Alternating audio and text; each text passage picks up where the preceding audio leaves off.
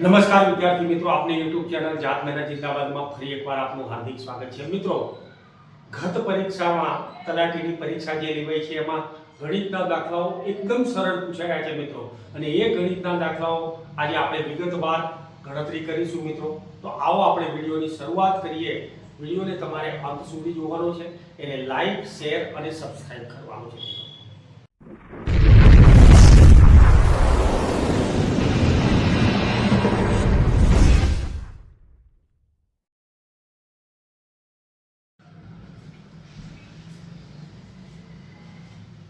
મિત્રો, સમઘન આપેલો છે. સમઘનની લંબાઈ આપણે 100 ધારી લઈએ, એમાં 50% નો વધારો કરીએ એટલે 150 થાય. તો અહીંયા આપણે જોઈએ કે વધારો કરેલો છે તો લંબાઈમાં 50%, પહોળાઈમાં 50% અને ઊંચાઈમાં 50% વધારો કર્યો છે. હવે એમાંથી મૂળ જે છે એ 100% બાદ કરી દઈશું. લંબાઈ, પહોળાઈ અને ઊંચાઈ કોની સાપેક્ષે થાય છે? તો મૂળની સાપેક્ષે થતા હોય કે મૂળ, લંબાઈ, પહોળાઈ અને ઊંચાઈ એની સાપેક્ષે આ વધારો થયો છે, તો એને છેદમાં મૂકી દો અને ગુણ્યા ટકા શોધવા છે માટે 100 વડે ગુણી નાખો. આ પેટર્ન. હવે આપણે જોઈએ અહીંયા 33 75 15 ગુણ્યા 15 ગુણ્યા 15 3 મીંડા મૂકી દો. અહીંયા 1 1 1 6 મીંડા મૂકી દો. અહીંયા પણ 1 1 1 6 મીંડા મૂકી દો ગુણ્યા 100. હવે મિત્રો 33 75 માંથી આ બાદ કરીશું ત્યારે એ કિંમત આપણને મળશે અને ભાગ્યા નીચે જે રકમ છે એની એ જ લખો ગુણ્યા 100. હવે મિત્રો એને આરામથી છેદ ઉડાડીએ. 4 અને 5 મીંડા કપાઈ જાય છે. એક પોઈન્ટ કાપી નાખો. 237.5% નો વધારો આરામથી કરી શકો. જવાબ સી એ આપણો સાચો જવાબ છે. મિત્રો, આવો સરળ દાખલો એક નાનકડું સૂત્ર યાદ રાખો એટલે આરામથી ગણી લેવાય. અહીંયા આપણે જોઈએ કે વર્તુળનો પરિઘ, તો પરિઘ માટે આપણે સૂત્ર લઈએ છીએ 2πr. હવે બે સૂત્ર પ્રમાણે મૂકો. પાઈ ની કિંમત આપેલી છે 22/7, એને ગોઠવી દો. 22/7 અને ત્રિજ્યા આપણને આપેલી છે 14 સેમી, તો અહીંયા આપણે 14 સેમી લખી દઈએ. હવે 7 × 14 છેદ આરામથી ઉડે છે, વધે છે એટલાનો ગુણાકાર કરો તો 22 × 44 88 સેમી આપણો સાચો જવાબ છે. જવાબ ડી ને આપણે સાચો આપી દઈશું. મિત્રો, અહીંયા કાટકોણ ત્રિકોણમાં કર્ણની લંબાઈ આપેલી છે અને એક બાજુની લંબાઈ આપેલી છે. કાટકોણ ત્રિકોણ આપણે આ રીતે લઈએ છીએ કે અહીંયા કર્ણ કાટખૂણાની સામેની બાજુ એ 26 સેમી છે અને એક બાજુ જે છે એને આપણે 10 સેમી એ પાયો બનાવી દઈએ. તો વેધની કિંમત આપણે શોધવી છે, તો r² = x² + y². આ પાયથાગોરસનો પ્રમેય છે. એમાં r² ની કિંમત 26 નો વર્ગ, કર્ણની કિંમત છે x બરાબર આડી ધરી છે એટલે કે 10 નો વર્ગ, y નો વર્ગ ઊભી કિંમત વેધ આપણે શોધવી છે તો y નો વર્ગ. તો y² બરાબર 26 નો વર્ગ માઈનસ 10 નો વર્ગ એટલે કે 26 માઈનસ 10 અને 26 પ્લસ 10. અહીંયા x1 માઈનસ y2 નું સૂત્ર આપણે એપ્લાય કરીશું. તો 26 માંથી 10 જાય તો 16 અને 26 માં 10 ઉમેરો તો 36. હવે y બરાબર આનું વર્ગમૂળ લઈશું ત્યારે 16 અને 36 નું વર્ગમૂળ લઈએ ત્યારે 4 અને 6 એટલે કે 24. હવે ત્રિકોણનું ક્ષેત્રફળ, તો ત્રિકોણનું ક્ષેત્રફળ બરાબર 1/2 પાયો ગુણ્યા વેધ. હવે 1/2 પાયો તો આપણે 10 ધારી લીધો, વેધ તમે 24 મેળવી લીધો. અહીંયા આપણે 24 મેળવી લીધા છે. તો અહીંયા 5 × 10 24 × 5 120 સેન્ટીમીટર જવાબ છે. 120 જ્યાં પણ જોવા મળે એ આપણો જવાબ છે, પણ આપણને નથી આપેલો માટે દર્શાવેલ એક પણ નહીં એ આપણો જવાબ થશે. મિત્રો, અહીંયા a નો m ઘાત ગુણ્યા a નો n ઘાત બરાબર a નો m + n ઘાત, એટલે કે ગુણાકાર આપેલો હોય, આધાર સરખો હોય ત્યારે ઘાતનો સરવાળો લેવામાં આવે. એ જ પેટર્ન પ્રમાણે 256 એનો 0.16 ઘાત અને વત્તા 0.09 ઘાત, એનો મતલબ થાય 256 0.25 ઘાત. 256 25 ની નીચે 100 કરીશું કારણ કે પોઈન્ટ પછી બે આંકડા આપેલા છે. છેદ ઉડાડો ત્યારે 25 × 400 256 એનો 1/4 ઘાત અને 1/4 ઘાત જ્યારે આપેલો હોય એટલે કે a નો m/n ઘાત આપેલો હોય તો એનું n મૂળ અને m ઘાત. અહીંયા 256 જે આપેલા છે એ 256 નો 1 ઘાત અને અહીંયા આપણે ચતુર્થ મૂળ લખીશું. એનું ચતુર્થ મૂળ કરો ત્યારે આપણને મળે 4. સાચો જવાબ એક પણ નથી મિત્રો. આ દાખલામાં આગળના દાખલાના વિકલ્પો છે તો અહીંયા એક પણ દર્શાવેલ પૈકી એક પણ જવાબ સાચો નથી, પણ સાચો જવાબ છે આપણો 4.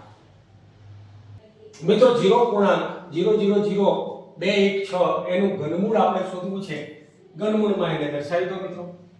તો અહીંયા આપણે ઘનમૂળમાં દર્શાવીએ છીએ ત્યારે 0.00216 એટલે કે ઘનમૂળમાં 0.216 ની નીચે 10 જે આપેલા 100 જે આપેલા છે એને 3 વખત આપણે લખીશું, કારણ કે 3 ને 3 6 મીંડા છે. તો અહીંયા આપણે લખીશું 216. એના અવયવો તમે પાડો છો ત્યારે 6 જાય 36 216 અને આના અવયવો પાડો ત્યારે 100 * 100 * 100. તો ઘનમૂળ જ્યારે લઈએ છીએ ત્યારે 6 ની નીચે 100 અને 6 ની નીચે 100 લઈએ ત્યારે 0.06. સાચો જવાબ છે વિકલ્પ B.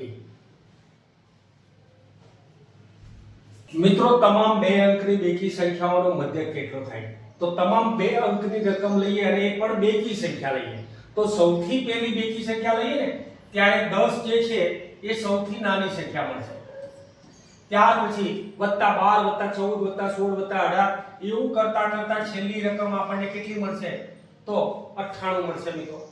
100 જે છે એ 3 અંકની રકમ થઈ જાય છે અને 99 છે એ એકી સંખ્યા થાય છે. આપણે બેકી સંખ્યા લેવાની છે તો એ કિંમત આપણને મળે 108. 108 ને 2 વડે ભાગી નાખો પ્રેમથી તો એ આપણને 54 જવાબ મળે. આ 54 જે છે મધ્યક C. બેકી સંખ્યાઓ 2 અંકની બેકી સંખ્યાઓનો મધ્યક આપણને 54 મળે છે મિત્રો. મિત્રો PQ અને R ભાગીદારી પેઢીમાં એક વ્યવસાય શરૂ કરે છે જેમાં તેમનું રોકાણ અનુક્રમે 25000 રૂપિયા 30000 અને રૂપિયા 35000 છે. એટલે અહીંયા આપણે કહી શકીએ કે 25 જેમ 30 જેમ 35 છે રોકાણ, પણ આપણે એને ધ્યાનમાં નથી લેવાનું. આપણને જ્યારે નફો વહેંચણીનું પ્રમાણ ના આપેલું હોય ત્યારે સરખા ભાગે નફો વહેંચી દેવાનો. તો અહીંયા 3 વ્યક્તિઓ છે અને એ 3 વ્યક્તિઓને સરખા ભાગે નફો વહેંચીએ ત્યારે એને 2 વડે ભાગીએ 3 વડે ભાગી નાખો તો 1:1:1 ના પ્રમાણમાં નફો વહેંચીશું, કારણ કે કોઈ પણ માપ નથી આપેલું. જ્યાં સુધી ઉલ્લેખ ના હોય કે મૂડીના પ્રમાણમાં નફો વહેંચવો ત્યાં સુધી સરખા ભાગે વહેંચી લેવો. તો અહીંયા 3 × 6 = 18 અને 24 કરીને 72 65 40 રૂપિયા 6240 એ આપણો સાચો જવાબ છે વિકલ્પ C. માહિતીનો મધ્યસ્થ જ્યારે શોધવાનો હોય ત્યારે સૌપ્રથમ રકમને ચડતા કે ઉતરતા ક્રમમાં દર્શાવો. તો સૌપ્રથમ નાની રકમ 5 6 8 9 બે વખત છે તો 2 વખત લખો 10 અને 12. આ રકમ આપણને આપેલી છે. મધ્યસ્થ એટલે વચ્ચેની કિંમત. ચડતા ક્રમમાં ગોઠવ્યા પછી તો વચ્ચેની કિંમત મેળવવા માટે આજુબાજુથી આ રીતે કરી નાખો. આપણને 9 મળે છે તો 9 એ સાચો જવાબ છે મિત્રો. આ આપણો મધ્યસ્થ છે વિકલ્પ A. નીચે આપેલી આવૃત્તિ વિતરણનો બહુલક કેટલો થાય? મિત્રો જ્યારે બહુલક શોધવાનો હોય ત્યારે સૌથી વધુ વખત કયું અવલોકન આવ્યું છે એને ધ્યાનમાં લઈએ છીએ. તો અહીંયા આપણે જોઈએ છે કે 7 અંક જે છે 30 વખત છે, 8 80 વખત છે, 9 120 વખત છે, 10 150 વખત છે, 11 140 વખત છે, 12 170 વખત છે અને 13 90 વખત છે. તો અહીંયા આપણે જોઈએ છે કે 170 વખત આવેલી રકમ જે છે ને એ સૌથી વધુ વખત થઈ શકે. તો 12 એ સૌથી વધુ વખત આવેલો છે માટે બહુલક Z બરાબર આપણને 12 મળશે અને વિકલ્પ D એ આપણો સાચો જવાબ છે મિત્રો. એકદમ સરળ ખૂટતી રકમ આપણે શોધવાની છે અને એકદમ ઈઝી છે. પહેલા તો 343 આપણને આપેલા છે તો 343 એ 7 વડે વિભાજ્ય છે કે કેમ આપણે જોઈએ તો એને 7 વડે ભાગો ત્યારે 49, એને 7 વડે ભાગો ત્યારે 7 જેમ 7. અહીંયા આપણે જોઈએ છે એવું જ્યારે ત્યાં કરીએ ત્યારે 13 31 ના અવિભાજ્ય અવયવો પાડો ત્યારે 11 × 11 × 11 અને જેમ હવે ખૂટતી રકમ આપણને કેટલી મળશે તો કે 11. તો અહીંયા આપણે જોઈએ છે કે 7 ને 3 વખત ગુણો છો ત્યારે 343 મળે છે. તો 11 ને 3 વખત ગુણો ત્યારે તમને 1331 મળે છે. સાચો જવાબ D છે. મિત્રો, પ્રમોદની આજની ઉંમર કૈલાસની આજની ઉંમર કરતા 10 વર્ષ ઓછી છે. તો અહીંયા આપણે જોઈએ કે જો કૈલાસની હાલની ઉંમર જો તમને મળે x વર્ષ, તો પ્રમોદની એના કરતા 10 વર્ષ ઓછી એટલે કે x - 10 વર્ષ મળે. હવે શું કહે છે કે 5 વર્ષ પહેલા પ્રમોદની તે સમયની ઉંમર, તો x - 10 ઓછા 5 વર્ષ અને કૈલાસની તે સમયની ઉંમર x - 5 વર્ષ બરાબર એનો ગુણોત્તર 3/5 હતો. તો ઉપર નીચે 3/5 ને લખી નાખો એ પણ બી સ્વરૂપમાં. હવે x - 15 upon x - 5 બરાબર 3/5. આ બેનો ગુણાકાર કરીએ ત્યારે 5x - 15 75. આ બેનો ગુણાકાર કરીએ ત્યારે 3x - 3 75. હવે મિત્રો 5x માંથી 3x બાદ કરો ત્યારે 2x વધશે, -75 પ્લસ થઈ જશે. 75 માંથી 15 બાદ કરો ત્યારે એ કિંમત આપણને 60 મળશે. તો x બરાબર 30 વર્ષ. હવે આપણને એવું કીધું છે કે પ્રમોદની આજની ઉંમર કેટલી હશે? તો x ની જે કિંમત મળી છે પ્રમોદની ઉંમર x - 10 વર્ષ એટલે કે 30 માંથી 10 વર્ષ બાદ કરો ત્યારે એની હાલની ઉંમર 20 વર્ષ મળશે.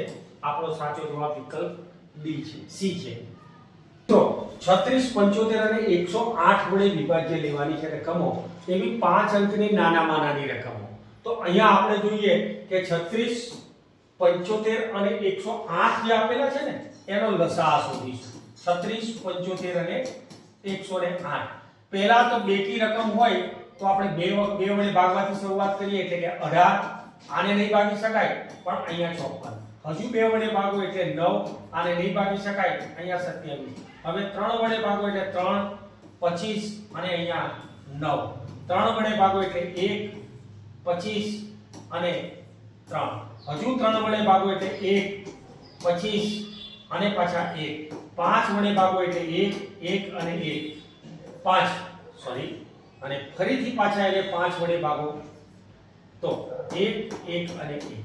આ આપણને એનો લસાઅ મળે છે મિત્રો. તો ત્યાં 2 × 4, 4 × 12, 12 × 24, 12 × 36. અહીંયા આપણે જોઈએ તો 5, 5 25, 25 × 75. હવે 36 અને 75 નો ગુણાકાર મિત્રો આપણે કરવો છે. ત્યારે 36, 75 નો ગુણાકાર તમે કરો ને ત્યારે એ કિંમત આપણને મળે છે કેટલી? તો કે 2700. હવે 2700 છે આપણી પાસે. આ 2700 વડે કઈ રકમને ભાગી શકાય એ આપણે વિચારવાનું છે. તો પહેલા તો પાછળના બે આંકડા છે 0 એટલે આ રકમ અને આ રકમને ભાગી શકાય. આ બંનેને તો ભૂલી જાઓ. હવે કદાચ આ જવાબ આવી શકે પણ એને ભૂલો. હવે 2700 માંથી બે મીંડા ઉડાડી દીધા છે. 108 છે. 108 માં આ રકમને 27 આપેલા છે એટલે 3 વડે ભાગી શકાય એવી રકમ જ હોય. બેકી સંખ્યા તો હોય જ નહીં. તો બેકી સંખ્યા નથી એટલે 102 તો છે જ નહીં. તો આપણો જવાબ 108 27 વડે ભાગી શકાય એવી રકમ આપણને મળે છે. તો એ કિંમત આપણી પાસે હોય વિકલ્પ A એ સાચો જવાબ છે મિત્રો. તો અહીંયા 10800 એક એવી રકમ છે કે એ રકમથી આ બધી જ રકમો વડે તેને આપણે ભાગી શકીએ કે નિશેષ ભાગી શકીએ છીએ મિત્રો. મિત્રો, આ માહિતીસભર વિડિયો તમને ગમ્યો હશે. આ અને આવા અનેક વિડિયો સાથે અનેક ટોપિક સાથે આપણે ફરીથી મળીશું. ત્યાં સુધી સર્વેને જય.